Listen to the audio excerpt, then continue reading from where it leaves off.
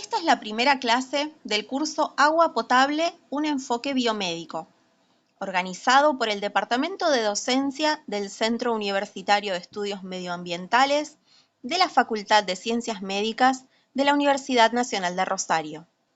El tema de esta clase es Química General del Agua. El agua es una molécula cuya fórmula química es H2O, lo que se conoce como agua pura. En la naturaleza no la vamos a encontrar así, ya que generalmente tendrá disueltos diversos solutos, pero a los fines didácticos, cuando hablemos de agua, haremos referencia al agua pura. Es una de las sustancias más abundantes de nuestro planeta. Puede encontrarse en cualquiera de los estados de agregación de la materia, sólido, líquido y gaseoso. En estado sólido se encuentra en glaciares y casquetes polares.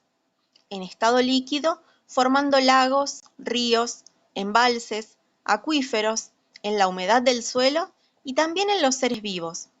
En estado gaseoso, en forma de vapor en la atmósfera. En nuestro cuerpo representa alrededor del 65% del peso corporal. Es esencial para todas las formas de vida. Sin agua, el ser humano no puede sobrevivir mucho tiempo, aunque este tiempo dependerá de la temperatura ambiente, del estado de hidratación previo, de la actividad que esté realizando el individuo, entre otros factores.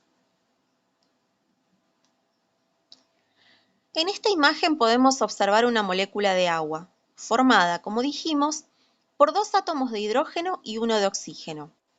Tiene una arquitectura particular, ya que los hidrógenos forman con el oxígeno un ángulo de 104,5 grados y están separados por una distancia de 0,96 angstrom.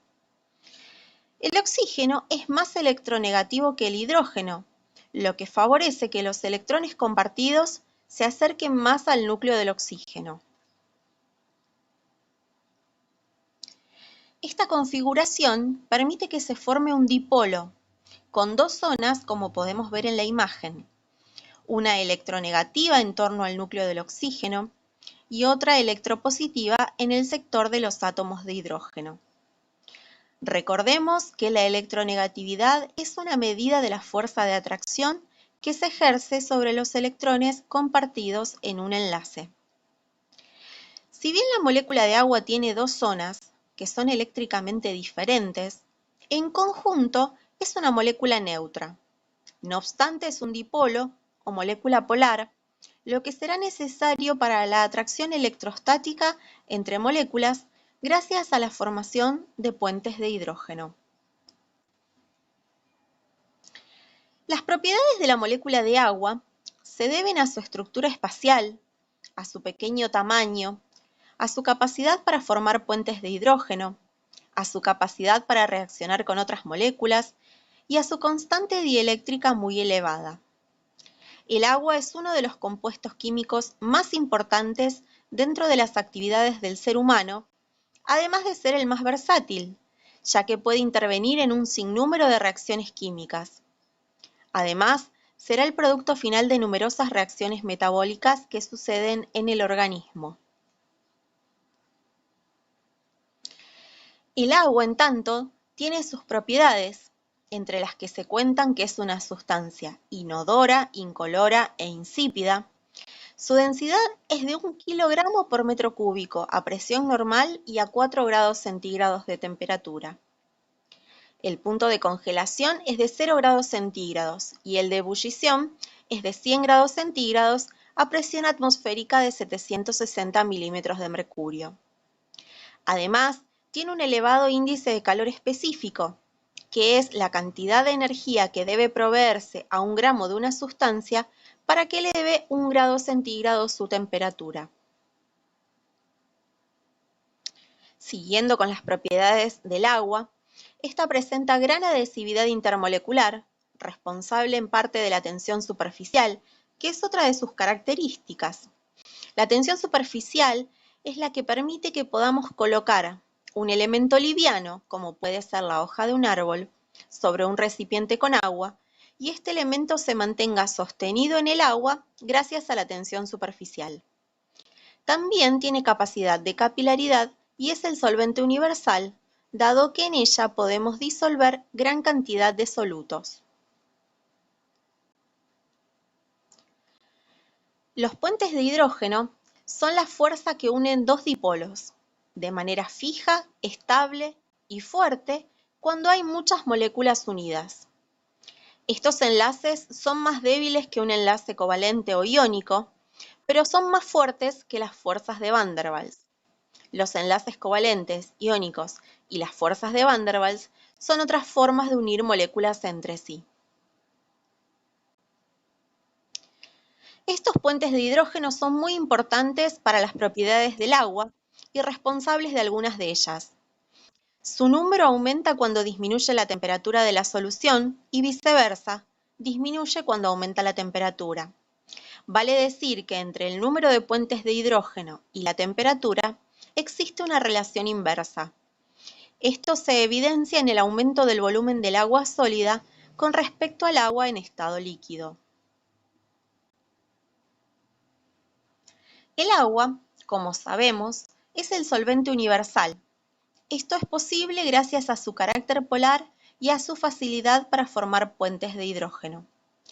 Además, desde el punto de vista medioambiental, es una buena elección a la hora de pensar en un solvente, ya que no es inflamable ni es tóxico. No obstante, es importante recordar que sus propiedades varían conforme se modifican la presión y la temperatura a la que se encuentra y también se modifican cuando se presentan sustancias disueltas en ella. En el agua se pueden disolver muchos compuestos, aunque no todos.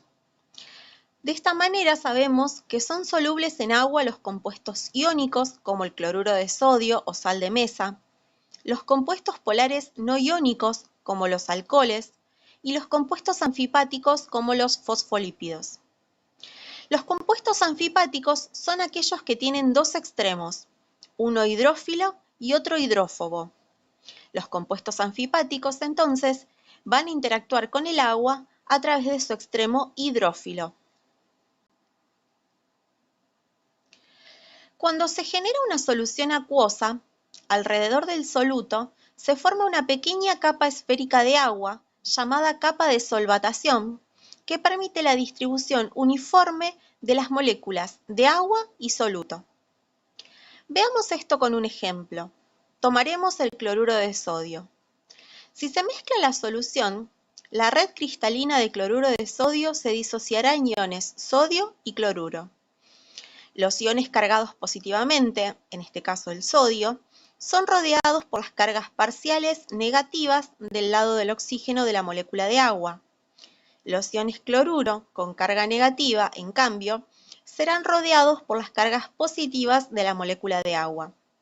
Durante el proceso de disolución, todos los iones de los cristales de la sal se encuentran rodeados por capas de hidratación y dispersados en la solución. Las moléculas no polares, al no tener cargas parciales positivas y negativas, no pueden mezclarse con el agua.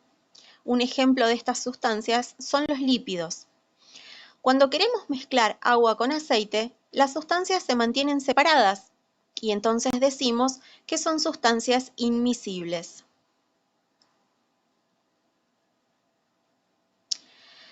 El pH es una medida de la acidez o alcalinidad de una sustancia que puede calcularse como el logaritmo negativo de la concentración de protones o hidrógenos.